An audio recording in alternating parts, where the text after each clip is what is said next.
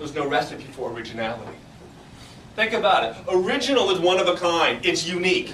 How can you have a blueprint for being unique? You can't. But there's something, though, that you can do. And I'm not here to say that I have uncovered the secret. That's a different project that I'm involved with. Multi-billion-dollar project. To uncover the recipe for originality. In the meantime, I've dug up 2 words. Be obvious. Be obvious.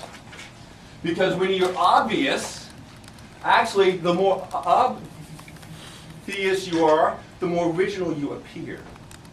I'm going to let you sit on that phrase for a little bit. The more obvious you are, the more original you appear.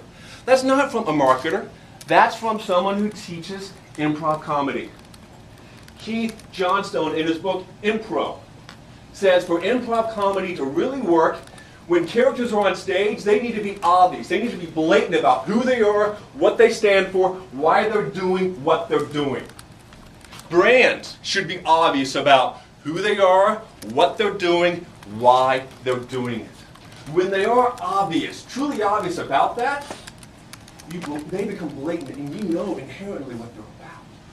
Because they're obvious. Seth Godin says it a little different. In Purple Cow, he says, the real growth with products and services comes with products that annoy, offend, don't appeal, are too expensive, too cheap, too heavy, too complicated, too simple, too something.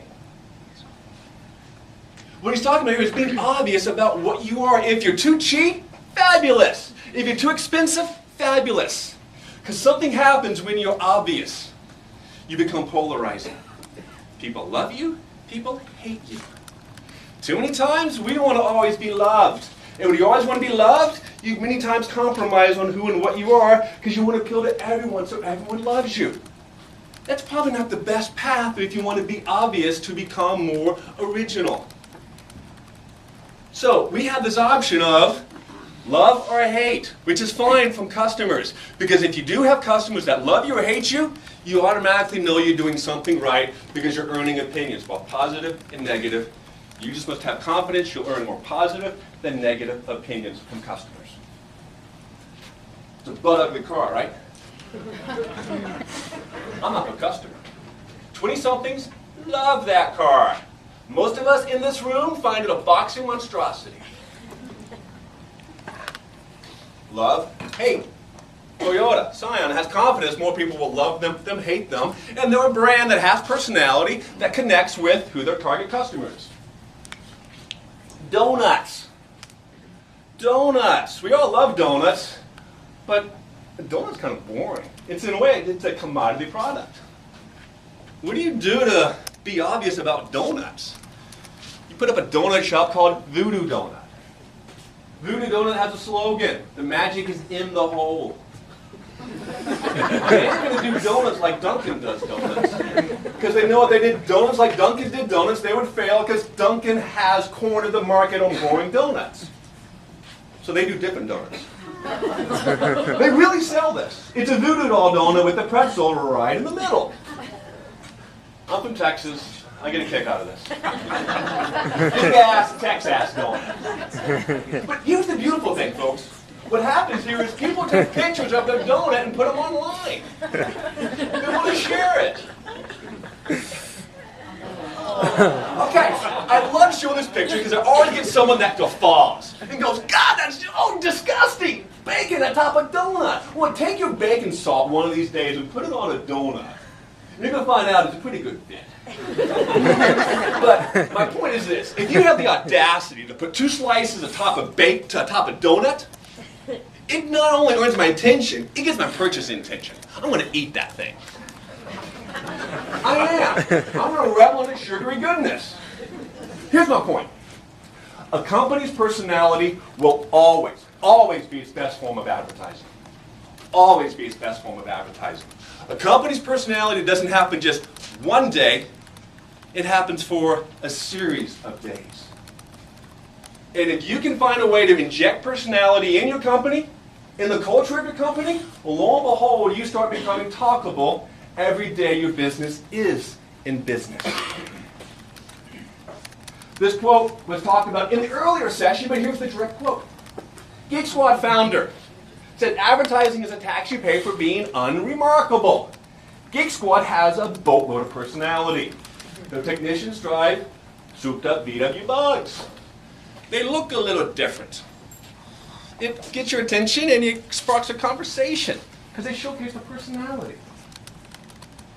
Improv is where we're going to go next to learn a little bit more. Because we need to heed the call of the crow.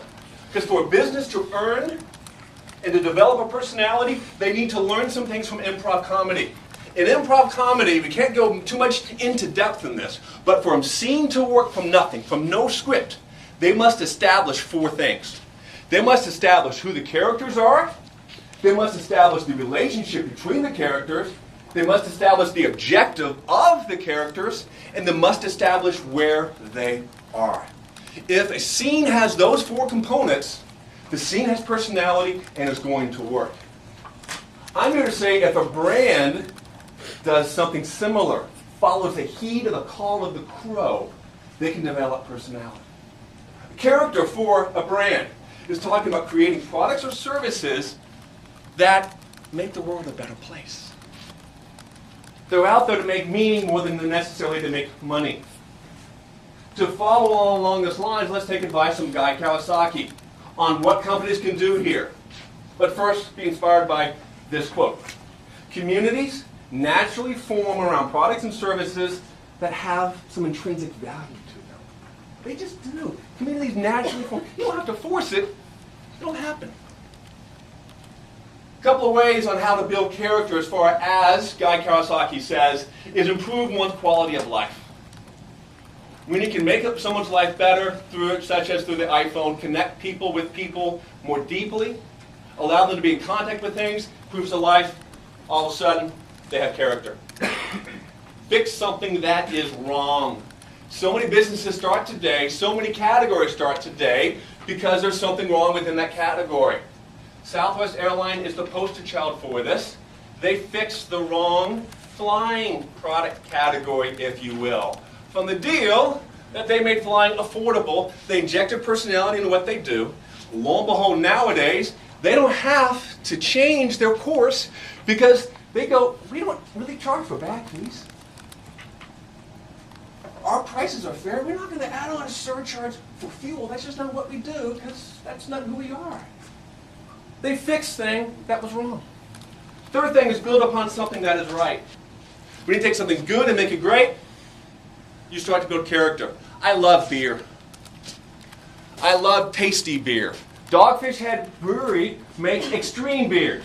Doesn't taste like mud, like Bud Light. I'm about to say Mud Light, but there ain't no mud in Bud Light because it's too clear to be that. But Dogfish Head Brewery makes beers that have flavor. Earns opinion. Some people love the taste, some people hate it. They're growing, so obviously more people love them than hate them. So those are the 3 ways to build character within a brand. Improve quality of life with your product or service, fix something that is wrong, or improve upon something that is right. It comes from Guy Kawasaki, The Art of the Start, published 2004. If you haven't read it, get it, read it, do it. Relationship. Learn about character. Relationship. This is about treating customers like friends. By listening, by learning, and connecting. It's a theme you're going to hear all day long. Company recently that's done this well, Virgin America. I love this story. On the flights, you get free Wi-Fi. Lo and behold, someone's sitting down, enjoying their flight across the country, tweeting about it all along, saying good things and bad things. Good feedback might not be on brand, but they're at least letting folks know about their experience. Virgin America is following this conversation on Twitter. This person deplanes outside the gate, is met by a representative from Virgin America. They continue the conversation. That's pretty kick-ass. That is a great story about listening, learning, and connecting. Because they want to learn more about how to improve their service. Character, relationship, objective. You must identify success, outcomes, or the end game. Again, it's more about meaning than it is about money. poster child for a business that has built character, relationship, and objective here is Tom's Shoes. Yes, to be a viable